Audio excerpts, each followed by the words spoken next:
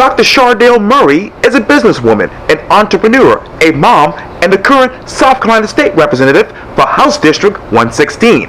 Now she's asking residents to give her 2 more years to tackle issues such as education, economic development, and housing. I talk one-on-one with Dr. Murray for this edition of Quintin's Close-Ups. And if you haven't already, subscribe to my YouTube channel and like Quintin's Close-Ups on Facebook. Dr. Chardale Murray, welcome back to Quintin's Close-Ups. Thank you, Quintin. It's always a pleasure. Oh, I appreciate it greatly. Obviously, you're the South Carolina State Representative for House District 116, which you told me basically is the Sea Isles right now, because you were once a representative for the Colleton County area, and I know now you're part of the Beach Ferry and some other parts of West Ashley. Yeah, it's the Sea Island areas.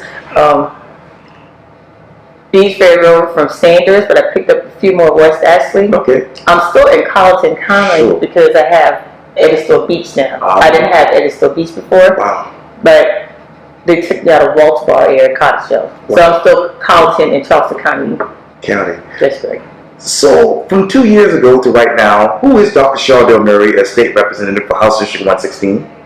I'm still the same person, Quintin, a lady that wears many hats. Yeah. I've learned a whole lot and got more experience from the time that I got in office, because at first, when I first met you, I was like, oh, let me be your voice. Let me be your voice, you know, I'm going to work for you. But once I got to Columbia, it's a big difference, you know. When I thought that we would just be in session, going over bills and different policies, a lot of things is based on voting, you know, how many Democrats versus Republicans you have in office. When I say that, for example, we had a chance to give all the state employees $1,000, you know, from the CARES Act funded. Of course, most of the Democrats voted yes, but because we're outnumbered, you have 80 Republican, 44 Democrats. The bill didn't pass. So something simple like that, you know, just to help the state employees out. And we have different subcommittees, you know. I didn't realize I would be placed on a committee, which I like my committee. I'm on the 3M committee, so I work closely with the hospitals and the doctors. It's medical, military, and municipal. And so one of the things when I got in, I was able to pass the doctors being mandatory to file out death certificate, because that was an issue. Being in funeral service, I would call vital records and be like, hey, you know, who's this doctor? So that keep us from running around. Now I try to get our death certificate signed, because they had it at first, you only had to sign at least 5 death certificates to be online. So when I got in there, I made it mandatory that it doesn't matter if just one person dies, you have to be online. So that's been helping us out, you know, in the funeral home business. But being that I was on the 3M, it never went to the floor. It was just right there in our subcommittee. So I found out there's different ways how you can get bills passed, you know, being a legislator. You know, it's like I said, it's a big difference than being in office and just being a regular active voter. Since that time, obviously, so much has changed. And you talk about the bills. Reportedly, Dr. Murray, you allegedly missed a total of 275 votes while in your first 2 years in the House, according to your opponent. Votes such as unemployment benefits, vaccine mandates, economic development, and of course the Save Women's Sports Act. Let me ask you, Buckley, where were you while your colleagues were voting in office? I'm not sure, because my paycheck says something else different. You know, of course, my opponent is desperate because he started campaigning when I had a full year still left in a full term left in office. I haven't missed any days except maybe 2 days, and I was excused since I've been in office my last term. When it comes to unemployment and what else is that? Oh yes, ma'am. The vaccine mandates, economic development, and of course the Save Women's Sports Act. That's not true, but I feel that if a business wants you to wear your mask, then you should follow the rules. But me personally, I didn't want to wear my mask. If you notice, I escorted the governor in, and I didn't have a mask on. So how can I vote against something I really don't want? You know, you should have that choice. You know, it should be optional. But the best way to handle it, if anybody would know what how many votes that are missed, you can just go online. We educated people. We have the internet service for most of us. We're still working on it in the rural area, but you can find out about any legislator by logging on the website, SouthCarolinaLegislative.gov, and you can find out, how many votes, what before, and we have more than one reading, when we do vote. Right. For example, most of the time, if I don't vote for something, it's a conflict of interest. Being that I'm in funeral service, Right. and I receive a check for victim comp, which Right. when you have a homicide Sure. in the state, from state office, which is called SOBR, I will not vote for anything that's dealing with the Attorney General's office because I received a check from them. So it's a conflict of interest. Now, and I want to talk more about that in a second, but let me ask you this. Going back to the vaccine mandates, Dr. Murray, how many people in your district actually lost their jobs over these vaccine mandates? Not too many. Lost their job because I think my point is that I support officers and firefighters, but we don't. It's Charleston County, and I think I heard it was like maybe 82, maybe officers for Charleston County. We would be part of that county, but not too many that I know of. Now, do you know how many companies in your particular district, District 116, actually had vaccine mandates? Sure, how many companies? Yes, ma'am. Well, in my district, not offhand, I can't think of how many companies. Now, were vaccine mandates actually necessary in the state of South Carolina? Again, I felt like it should be that individual choice. Whatever facility, if you come to my place of business, and I say require to wear your mask, then I think you should follow the rules. But I don't think that if you're just out and they don't require you to wear your mask, then it should be optional. It should be an individual choice. So how would you have voted in the House? Now, in the House, maybe I did vote for the mask mandate because, again, if it is, again, we have so many things that we vote for. Quintin said, I don't know if I voted for it, and I think at that time we did, but it still should be optional because, like I told you, I was one of those persons. I didn't like wearing my mask, so I don't feel like it should be mandatory. But you should respect the person's business if you don't wear the mask. And speaking of which, I know. And if you've been vaccinated, then again, it's up to you. It should be optional. Well, then let me ask you this: how many people in your district were actually vaccinated from this? Again, we have drives and stuff, but I can't really say offhand. The numbers change every day with the DHEC, and when it got after a lot of people started getting vaccinated, we didn't get a count from DHEC at the end part of COVID, 2021. And speaking of numbers, Dr. Murray, unemployment benefits. How many of those people are currently right now in your district unemployed? No, I'm not sure how many people. I didn't have too many people call me who was unemployed. And the people who did call me, I was able to help them out when they were having problems with their checks. Now, again, I'm in a rural area, and I can't say who because none of my constituents reached out to me unless they had a problem with their benefits, and I was able to help them. So, but unemployment, like my facility, never closed down, so I can't really say how many people was employed or unemployed.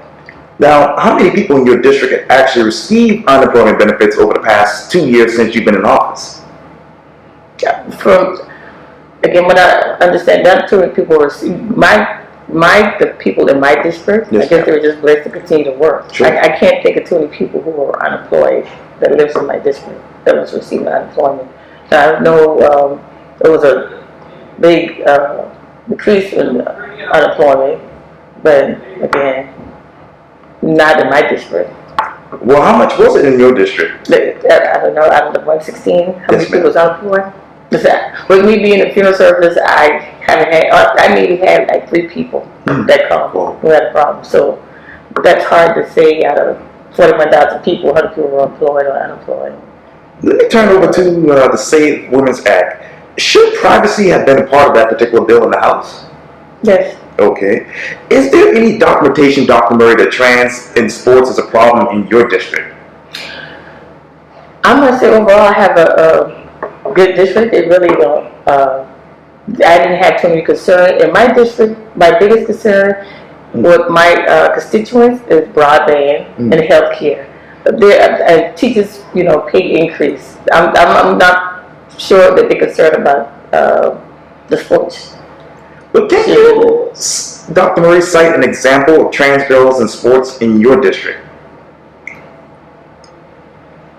Again, I don't know too many people, but me personally, I would have an issue with little boys playing with girls, but I haven't had it.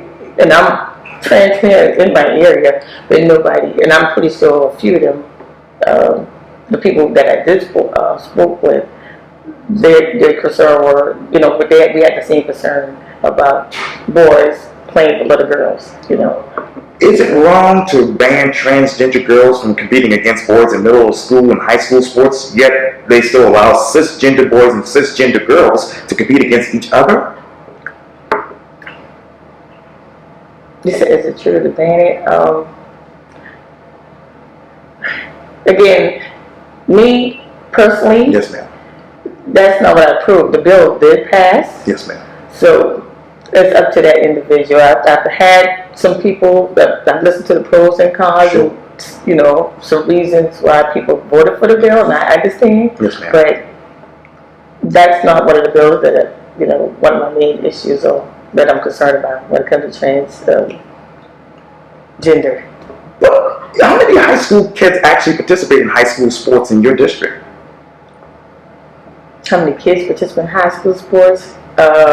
When you say that, like, I got like 3 high schools Yes. in my area, and of course the enrollment had dropped in the rural areas when it comes to St. John Baptist. Sure. So I guess the question is, when you said how many kids participating, like, is that football? Overall sports. Yes, ma'am. I don't know. I haven't been to. Well, let me ask you this. How many transgender kids actually play high school sports in the state of South Carolina? That's a good question. I don't know. Okay. What percentage of trans youth, unfortunately, in South Carolina have attempted suicide?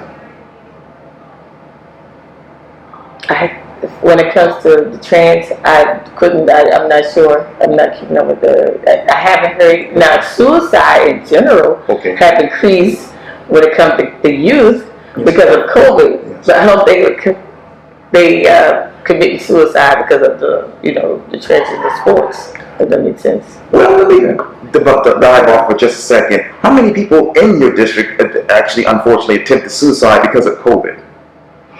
I know it was a major increase with the youth, but offhand I wouldn't know how many kids. But I had it a while back. But like I said, it's only during COVID I was keeping up with the stats. But right now I can't say offhand how many students. But it was a major increase, especially with opioids and different things too. Kids suffering with depression. But.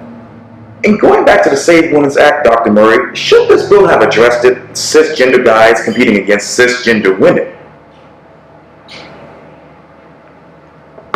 It should. But we didn't talk about that, so. Okay. Is this the whole situation with the Save Women's Act, is this really, in your mind, government overreach? Yes.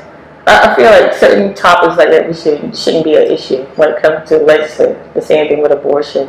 My thing is, how is that helping the economy? Talking about issues like that. I'm more for, again, the well-being of others. When it comes to expanding Medicaid and helping people who already work for so many years and can't get home health care.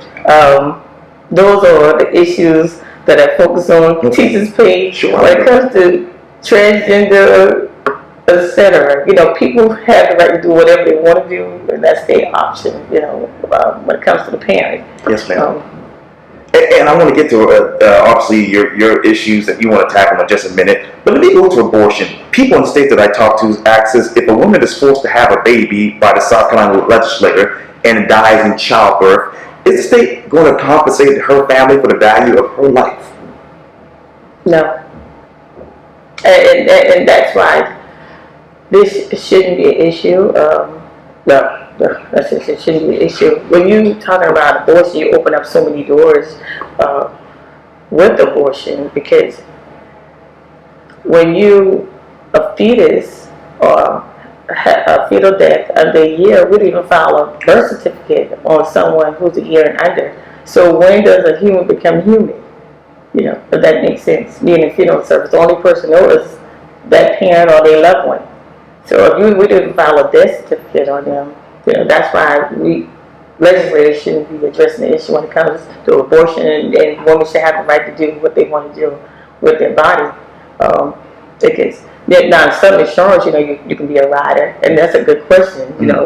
It's so many different can of worms you open up when you talk about abortion and health care and etc. Or the question would be, are we going to have more, allocate more funds when it comes to contraceptives or sex education or something in school? I mean, it's so many different angles you can come from when you're talking about abortion. Would you propose that in the next legislative session? Yes, and I think what we should have done is had the constituents vote whether if they should have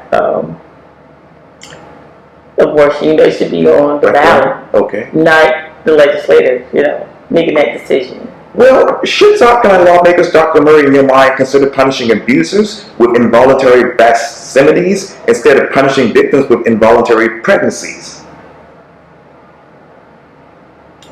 Yeah, repeat that for them. Yeah, no worries. Should South Carolina lawmakers, Dr. Murray, in your mind, consider punishing abusers with involuntary vaccinities instead of punishing victims with involuntary pregnancies? Yes, correct. Okay. If they want to reverse that vaccinity, should they alert the local sheriff? They should. Okay. If abortion is legal, Dr. Murray, why does anyone have to be informed? That, I don't know. Like I said, abortion should be between that person and the healthcare provider, not anyone else. And it depends on the state. And like I said, that's something we shouldn't be involved in when it comes to abortion. But should the physician name the victim and provide victim's health and personal information to a sheriff? No. Okay. When a woman should go to the police, should it be just after a rape or incest? Well, if it's rape and incest, that woman have the right to go to the sheriff, but I don't feel like the doctor should just turn information should between the individual, up to her. Some people, again, that's a lot when you've been raped. Some people hold it in. It's up to that individual. That's something I can't, answer. Now, how many rapes and incest actually happen a day here in South Carolina? I'm pretty sure there's a lot of people. You can have women that have been raped and abused and just for years and still feel like they don't want to tell anyone. I don't know how individuals feel, but that's why we should stay out of it. Legislator, that should be something between that woman and her physician. So, of those rape and incest cases, Dr. Murray, how many of them are actually women? I'm not sure about that either. How many women have been raped in South Carolina? Okay, how should a woman's rape kit be? How long should a woman's rape kit be? I should say, sat on the shelf for? How long?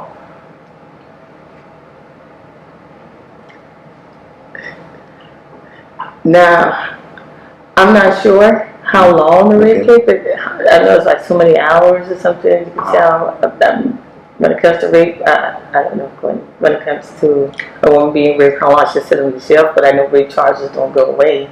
Right. But I do know some people can make stories up, but if you have to prove, someone should be held accountable and be charged. Now, has South Carolina already limited abortion to free pregnancy exceptions? No. Okay. What restrictions, if any, would you have in your abortion bill if afforded the opportunity to introduce a new one in the House? So what would I?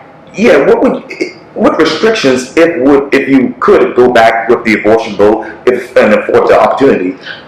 Well, I feel like a woman, if it is incest or rape, they should have a right, to abort the baby. That should be the option. But again, I have my own personal beliefs, Sure. but it still should be optional. Do you Oh, yes, ma'am. Do you support any abortion restrictions similar to Europe? No. Okay. Do you believe in no abortion restrictions? No. I just know the basic, and the woman should have the right to do whatever. Abortion, again, when we have so much, that's the thing about politics. There's so much going on with abortion, and at the end of the day, we should have the right to do whatever we want to do with our body. Government shouldn't be involved, and that's pretty much it. Well, let me get back to your district, Dr. Murray. What has been the most important thing that has changed in your district in the past 4 years? There's a lot of new development in my district. Where exactly is that? Yeah. In the Johns Island area. Sure. Now wrapping up Right. in Hollywood area. So the district is changing, but it's not affordable homes.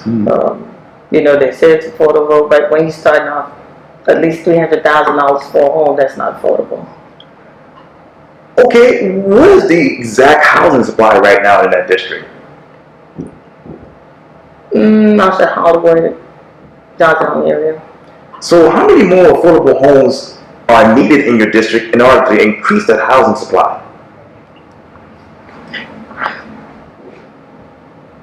That's the question, what do you call affordable? Because the houses are not affordable. Are they workforce or are they attainable housing? Workforce. Okay. Workforce housing. Okay. That's something I would like to see too in the future. Any subsidized housing? We did a little bit of everything. Okay. Because, like for example, when I first came home from school, it's like I was forced to live in the city because you don't have houses, you know, for working class people. You know, Yes, we don't have any like luxury apartments, you know, just for like teachers or just regular working class people. And then you have seniors, Oh, yes. 70 and over, who just really don't have the income. We do need more homes for them too, out there. Well, how many homes do you hope to be built in that particular district? Well, I know we are working on some homes on Johns Island, like Okay. 80 affordable homes for the senior citizen. And then in Hollywood,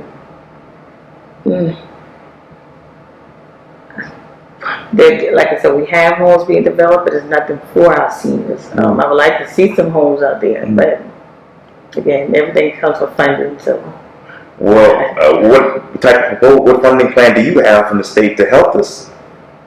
well, besides me, you have other legislators in rural areas, so everything goes by seniority. I can fight, but at least I just put in a bill to help people repair their homes. That's all I can say. I did a grant for that, but How many homes did you help prepare with that grant? well, I only got approved for $500,000, so Okay. it's hard to say. But you know, whatever it can help, as far as maybe repairing the roof, etc. We'll see. It hasn't been enforced yet, so. Okay, well, let me ask you this. What's more important for your district right now, Dr. Murray? Is it building new homes in commercial space or rehabbing, expanding, and better utilizing the existing homes and space? Well, building new homes would help too, but a lot of people can't afford it, so we can expand. I mean, right, the land is so expensive, so it's either or. How do you slow gentrification in your district? Now, I don't know if I can control gentrification. No, but it's already, you know, we just have to get more people out and pay attention when it comes to planning and zoning. You know, it's pretty much already been done. It's up to educating the people in the community when they see something, you know, they have to be more involved in the community. Well, how should Charleston County and Colleton County actually create a dedicated funding stream for attainable housing development, do zoning and other planning tools? I guess you have to, we have to make sure these people are qualified who are the BZA board too, and Yes. again, just reaching out to the community, just keeping everybody informed of what's going on. Now, what is the median house price in your district right now? At least 200,000. Okay. And what is the regional income in your district? Probably between 60, maybe 40 to 60,000. Okay. So you talked earlier about the land obviously being expensive. What current private and public partnerships would you be in favor for as far as infrastructure in your district? As far as, like I said, as far as infrastructure, Yes, ma'am. again, we have to weigh my options and do assessments, long term and short term. I'm not sure, like again, my area is growing. Yes. I moved back to the rural area because of all the development, and now it's slowly being developed. I believe in smart growth. That's something we have to just sit and look at. You know, I don't like a lot of development. That's the reason why, because it's affecting, like our fifth generation when it comes to the farmers. Sure. So with all these development, I really don't like a lot of development, but that's something I have to just look at. Because of infrastructure. There's money out there for infrastructure, where I know people are concerned about the roads, but we have a lot of development, but we don't have the infrastructure when it comes to the highway. One accident you can take an hour just to get from here, from Beachford Road to the airport. Right. So then that's something we just have to sit and look at. Well, let me ask you this, and maybe this is part of your plan, I don't know. But what 10-year plan would you submit to the Department of Transportation to correct the backlog of maintenance and actually fix the roads in District 116? Well, first they got a shortage. I can't really say. I mean, the funding is there. I don't know if it's due to COVID, but everybody seems like they're behind. But 116, we do need. It's hard because I got to see how it's going to affect the people. We need to widen the road, but then I still have to do an assessment to see who's going to be affected and what's going to be the cost. All that plays a part. I can't just say offhand. Well, let me ask you this, Dr. Murray. How would you create a permanent funding source for maintenance and road capacity? How can I create it? Yes, ma'am. Now that's something I'll have to reach out to the local, I guess, municipality and to see what funding, again, it's all about communication and building relationships. So what relationships have you built over the past 2 years? Well, over the past 2 years, I've be informed. I usually reach out to the mayor and ask them if anything I can do to help them. And just recently, I know in Ravenel, I got them approved for turn signals. Sure. So they're excited about that, and we're working on putting flashing lights on the corner of New Road where the 2 young ladies got killed and the mother. Yeah. And then I was working with the sheriff department, with putting cameras out on the light posts, sure. To help with crime, sure. And stuff. So it's a whole lot. I want to do the best I can, little by little. Yes, ma'am. But I do, if somebody needs something, I tell them feel free to contact me. And I've got a good relationship with the local officials in the area. In the area. Mm-hmm. And let me ask you this. What current infrastructure projects are going on right now in your district? They're trying to put sidewalks, I think, on Johns Island. Okay. I have, it's a lot of infrastructure going on, but some I'm abreast on and some I'm not. Yes, ma'am. But it's a lot of development. So it's still, I guess, mean that we're not a section of some things on the whole. How did you assure smart growth with the issues that are going on right now in your area? I can't. Because that would be a local issue. That's something I can't really control. Yes, ma'am. Let me turn over to obviously teachers. I know you're very passionate about the teachers and the education in South Carolina. Let me ask you, what is the retention rate for teachers right now in your district, House District 116? They got I think 3% increase, teachers. The increase before we got out of session, they were approved 3%. But when it goes back to retention rate, how many teachers have been lost and how many teachers have been actually kept in your area, 116? You have a couple of schools there. Yeah, I have a few schools. I know, I don't know what's the turnover because I'm not on education, but again, in the house, that would be, I communicate with people on the school board. I just know what we vote for, like the increase of certain things, but I can't say what's the turnover rate. Because there's always been a shortage in the past 2 years when COVID came. So where they are right now, I'm not sure. And what we're trying to do is work with some of the presidents at the colleges to see what we can do to increase, teachers, especially in the rural area, to go back and get them, interested in teaching because they put a whole lot from what I see on the teachers, and some teachers is frustrated too to feel like they can get a better job at factory or something than teaching, So that's why we're trying to see what we can do to increase, to get more educators in the system. And this is a redundant question, Dr. Murray, but what strategies do you have to retain those quality teachers in schools that are at high risk proportions of those at-risk schools, that is? We have people, like I said, in college right now, certified, and you got these programs like PACE. Sure. It's all about funding. We got to attract them, like see what we can do to have them interested in moving out of that area, or get them some incentives, do something. What incentives would be ideal for your district? Maybe we get them a break on whatever home they're renting or something like that. I mean, that's just me talking now. I think that's a good idea. We need to just have something that we can attract the teachers. Like how I think if you're an officer, you get certain tax breaks. Yes, ma'am. So maybe we can do the same for the teachers. And giving them tax breaks, how would that be year to year? Yeah. Once we go, it depends on the legislature. This is something we have to come to the table and decide on. Now, going back to teacher pay rate increase, Dr. Murray, would that figure include annual step increases on the teacher's salary schedule? Yeah, it should. Okay. Now, would the state fund incentivize professional growth for those actual teachers?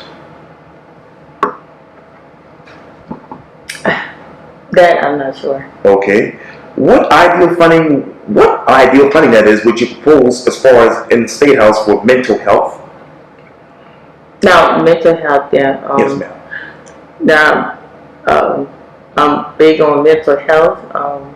Now, anything dealing with mental health, I think we should have funded. Again, this is what we argue about. Who's going to get what? So what, we can put it in, but being on the 3M, and again, my first time in office, I didn't realize we got so much put aside for each one of these agencies, but you still have to decide if you're going to use it for the workforce versus whatever facility. And when you're dealing with 46 counties, that's not a lot of money. So funding, everything goes back to funding, whether it's teachers, mental health, etc. Funding is a big issue. We have budget week only once a year, but this is when we're to the drawing board. I can't really say who gets what. Now, except the basic. That's already. Yeah. And speaking of funding, let's talk about class size. Smaller classes would rate student achievement by what percentage in your mind?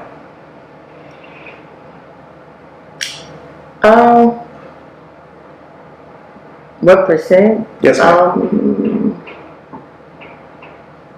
I'll say maybe 60%. I don't know. I think we would need to have smaller classroom sizes, but I don't know what percent. Well, let me ask you this. I hope this makes sense, and I know you have to run. But how much does it cost to actually reduce the class size? I'm not an education, so I don't know what it'd be the reducing, because I don't even know how many students, what are the class sizes now, if it's like 30, 20, I'm not sure. Yes, ma'am. School, what are the class sizes, but I know with smaller classroom sizes, it'll be better. But what's the percentage in the class sizes, I'm not sure. Let me turn to Crystal Matthews. United States Senate candidate and South Carolina State Representative Crystal Matthews actually had an alleged phone call with a prison inmate that was allegedly leaked by Project Veritas, a conservative activist group, earlier this year. According to Representative Matthews, she received a call from a woman she knew to be a political activist who wanted to introduce her to someone. The woman then connected the line to inmate David Sullivan Ballard, allegedly. Representative Matthews says that she did not know she was speaking with an inmate.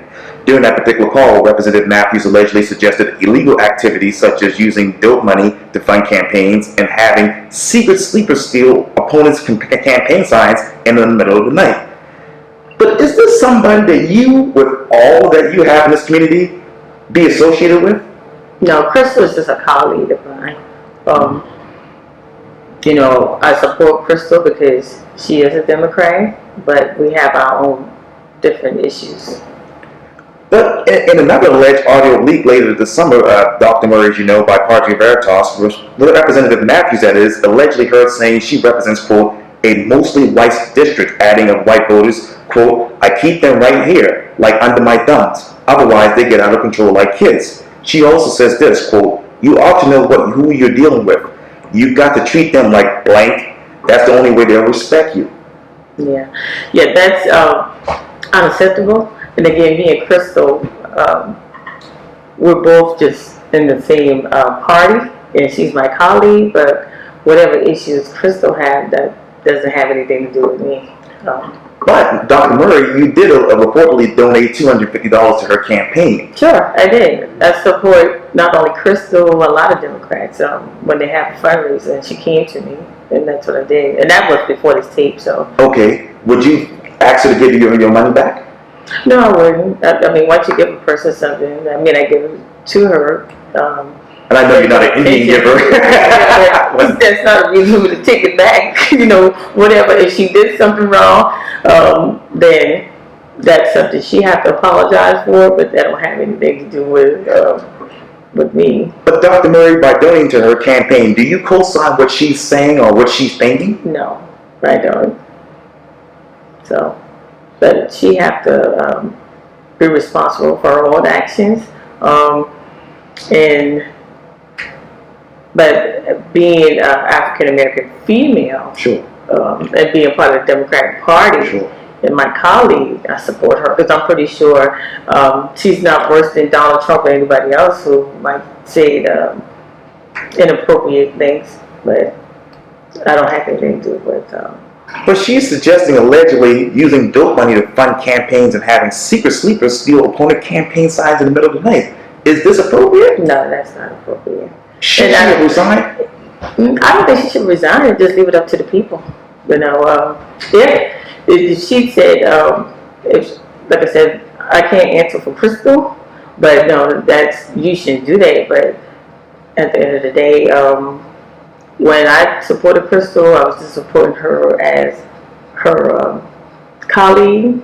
And to be honest with you, I don't only see Crystal when I'm in session. Okay. Other than that, we have more time, so I can't say what Crystal might be doing.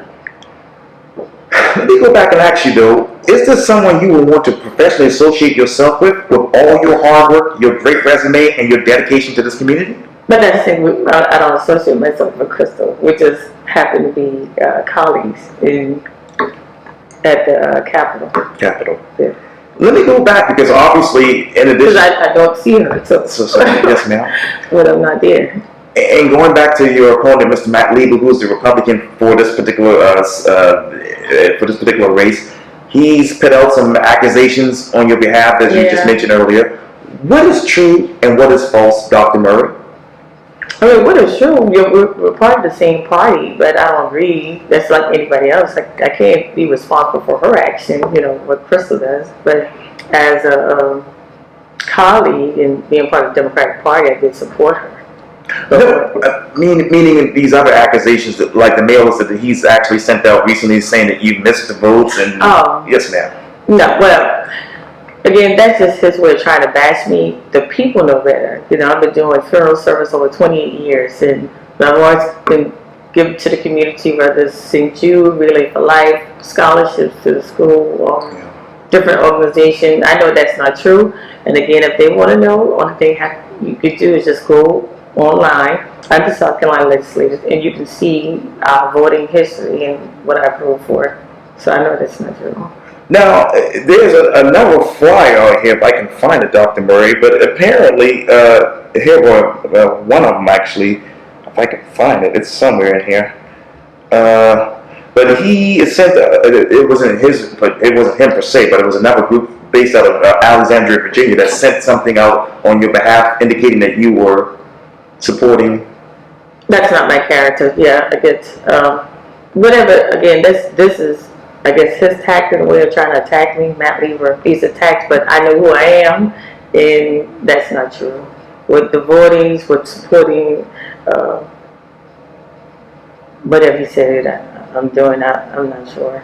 Yeah, it was, a matter of fact, I have it here, and this is, it came from, paid for by the Make Liberty Win campaign. It says this, quote, Democrats like Chardale Murray are pushing for our community to become a sanctuary community for illegal aliens like Herbert Nixon Flores. Flores was gunned down, actually, in front of his 3-year-old and was able to, well, it says here, Flores gunned down his girlfriend, that is, in front of her 3-year-old and was able to evade capture.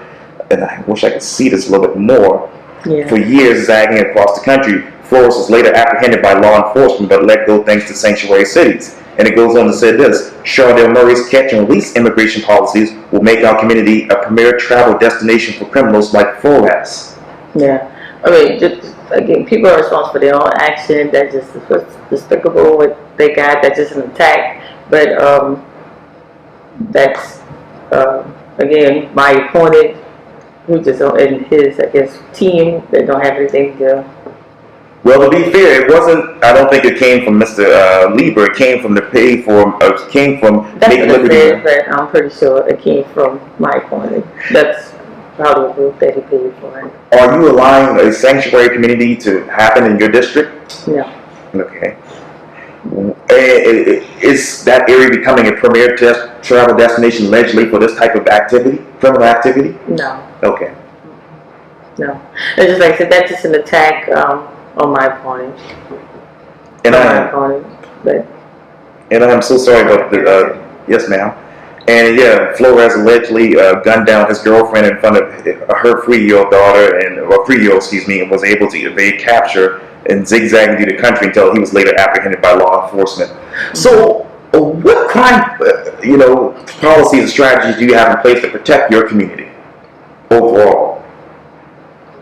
Well, I don't have anything in place, but I do believe that we should have stricter policies when it comes to people who, when it comes to violence. Again, it's a legislative issue. But again, if anything, we have to get more guns off the street. And that's more of an issue of my opponent. That's what he's pushing for. More guns by DNR and these other groups. We again, it's a legislative issue. That's why we got to be careful who we put in office when it comes to when people do commit crimes like that. We need to have stricter policies and start letting the criminals out on the street. If they don't have, so we need to come up with more stricter laws when it comes to people who commit crimes.